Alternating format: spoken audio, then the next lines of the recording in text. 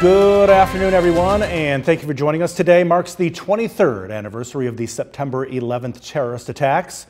3,000 Americans killed in New York City, the Pentagon, and in Shanksville, Pennsylvania. Today, President Biden among the many paying tribute in New York City, and that's where NBC's Stephanie Goss begins our 9/11 coverage. 6 bells, 6 moments of silence to mark the shockwaves that morning 23 years ago. Planes hitting in New York, at the Pentagon, in a field in Pennsylvania. The Twin Towers collapsing. 2,977 people were killed. Alvin Peter Kappelman Jr.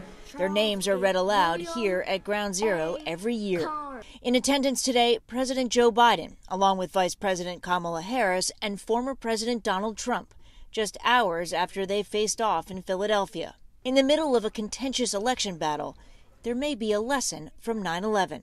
We hope people will set aside divisions and fractiousness and come together, recognize the unity, the compassion, and the courage that characterized the aftermath of 9/11. Beth Hillman is the president of the 9/11 Memorial and Museum. Part of her mission, reaching a generation of young people who need to learn about 9/11. More than 100 million Americans who were born after 2001 or were too young to remember the tragic day. The museum teaches about the day, but it also teaches about the aftermath. How has that changed? Well, I think we continue to learn more. History isn't static. We look at how we've learned to better understand terrorism, even as we haven't been able to actually end it yet. The museum gets millions of visitors every year. It really makes you realize how terrible it was. The Gordon Smith family lives in South Carolina. Why was it important to come here today? We have 2 kids who didn't live through this, right? And so it's telling a story to them. Caroline Hurry and Peyton Hewlin go to Auburn University. You may not understand what it felt like on the day, but do you think you understand at this point the effect that it had on the country? Yeah, I think the older I get, the more I can see it. Never forget also means making sure a new generation understands. NBC's Stephanie Goss reporting from New York City. And today's 23rd anniversary of the September 11th terror attacks was also remembered this morning in the city of Utica. Members of the Utica Fire and Police Departments, along with Oneida County Sheriff Rob Mashel, County Executive Anthony Picenti, Senator Joe Griffo, and Assemblywoman Marianne Buttonshaw all came together at the Utica September 11th Memorial along the Parkway to honor those thousands lost on that horrific day in our nation's history. This memorial is just not for the 343 that we lost that day, the thousands of people that lost their lives that day. It's for our guys that continue to pass away and we continue to lose on a daily basis, all related to this catastrophic tragedy that happened 22 years ago. A moment of silence was held for all of the victims of 9/11.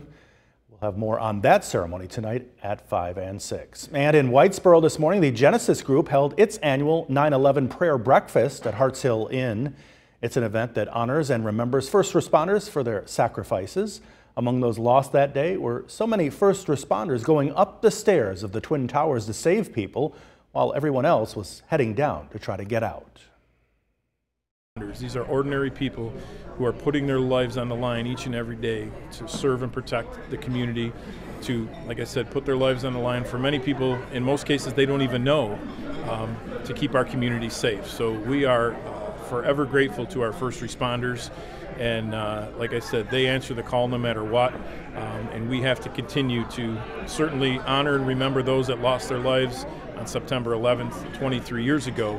But we also have to continue to remember and honor and thank our military and our first responders. And that's our theme here, to never forget.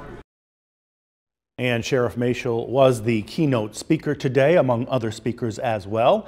The Genesis Group has held this prayer breakfast since the first anniversary of the attacks in 2002. Let's not forget our local veterans on the September 11th and all they do and have done and continue to do. That's why the famous Oskanitz Pizzeria in Utica decided to make today the day they donated a check to Feed Our Vets. The money raised all came from the pizzeria's 110th anniversary celebration last month, where they held a promotion. We fed the community in many ways. We had a really great turnout. Lots of people showed up to get pizzas, and we were able to donate a large amount to Feed the Vets. About $3,000 we donated to Feed the Vets. We love the guys down at Feed the Vets. We love what they stand for, and we really love the organization. We were happy to work with them and be able to provide a donation. And that was an awful lot of pizzas made during those 2 days during the promotion last month. And it was definitely busy, and now you can see that it was all for a good cause. Also happening locally in observance of the terrorist attacks 23 years ago today. In Clinton at 5 o'clock this evening, a ceremony and recognition of 9/11 victim Edward Felt at the Clinton Central School. And then at 5:45 this evening, New York Mills will hold its annual 9/11 memorial ceremony. And of course, there are others as well throughout our community.